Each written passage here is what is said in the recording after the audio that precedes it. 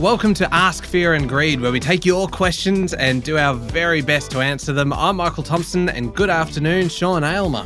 Good afternoon, Michael. Sean, Ask Fear and Greed has made it into its second week. I think that's a good sign. I think so. Yeah. People are listening. I like that. Especially when we keep getting good questions like this one. We had some great questions last week. This one has come in from Lachie, and he sent it in via the website. He went to fearandgreed.com.au, sent in his question. You can do it through there or through any of the social media platforms. We will get them any way you send them to us. Lachie says, you guys were discussing the performances of super funds on the podcast last week. It got me thinking about how the biggest investors into the ASX are super funds and basic supply and demand principles. Okay, so far so good. He goes on to say, obviously we are currently in, and have been for a long time, a period where as a nation we are net super contributors. However, as frequently discussed, Australia is facing an issue regarding an ageing population and the issues that come with this. Could another potential of an ageing population be that as a country, we become net withdrawers from super funds and thereby reducing the demand of the biggest investors in the ASX? Is there potential for the possibility of a long stagnant period for Australian shares as more people retire, taking money out of their super funds and therefore the ASX? What a question. Wow, there's so much to that one. Let's think about that. So we have baby boomers retiring and they've built up wealth. Now, of course, they're going into what they call the decumulation phase of retirement savings, as in they're spending, they're not putting money in. There was a report done by KPMG into this actually a couple of months ago. And what it talked about, some of the biggest retail superannuation groups like Mercer, Colonial First State, AMP, BT, they're reporting net outflows of funds. What that really means is exactly what Lachie's talking about. People who are retired are spending the money. So the money's coming out of the funds. Now, what's interesting about it is that the retail funds, those ones I was talking about, it's hitting them much more than the industry funds. So the industry funds might be UniSuper, Australian Super, Hester, those sorts of groups.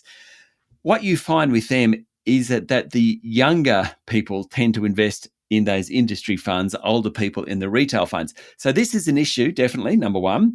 Number two, it's hitting the retail funds more than it's hitting the super funds. Couple of things to keep in mind on this, though, Michael. One, you don't take all your money out at once. So let's say someone's got $500,000 saved for retirement, $1 million saved for retirement. They might go into a defined benefit scheme. They might go into an annuity. However, they don't take all the money at once, or mostly they don't take all the money at once. So it's not like that $500,000 or $1 million is coming out of the system. The other thing, we all still pay 11.5% superannuation guarantee. So that money is still going into the system. So what's the net effect of that? Well, with baby boomers, there is a hit because the baby boomer cohort is so large. But then you think of the cohort of people, we need a demographer on this, but born in the early noughties, that was a real boom period. I know that because I had a couple of kids in that period. Well, they're now contributing to super and they're contributing 11.5%. So there's a lot more people there. The net effect we won't know for some time, but certainly Lachie is right in that there will be withdrawals from the super system by the baby boomers, but they won't be doing it all. And there'll be a bunch of people putting that 11.5% in, which is higher than previous was 11%, started off much lower than that. So that will actually prop up money into the ASX. And of course then, so that's 11.5 at the moment, and then it goes to 12%, I think, from next year as well. So there is kind of increased amounts going into the future. And also, Sean, is it actually, this is high risk stuff when I start kind of contributing to the conversation and asking my own questions. No, go for it. I want to hear it. Does immigration and population growth have an impact on this? Because obviously we've just had a significant spike in the number of people coming to Australia.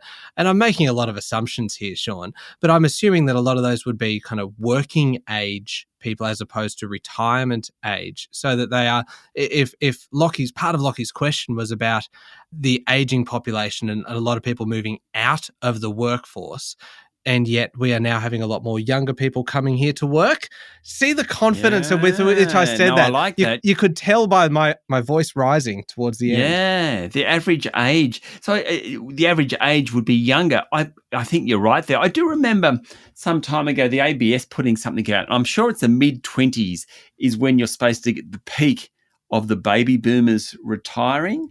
And so if that's the case, and put that next to this big jump in net migration that we've seen in the past couple of years, the net migration will certainly help offset the problem that Lachie's describing in terms of the baby boomers retiring and taking money away from the ASX.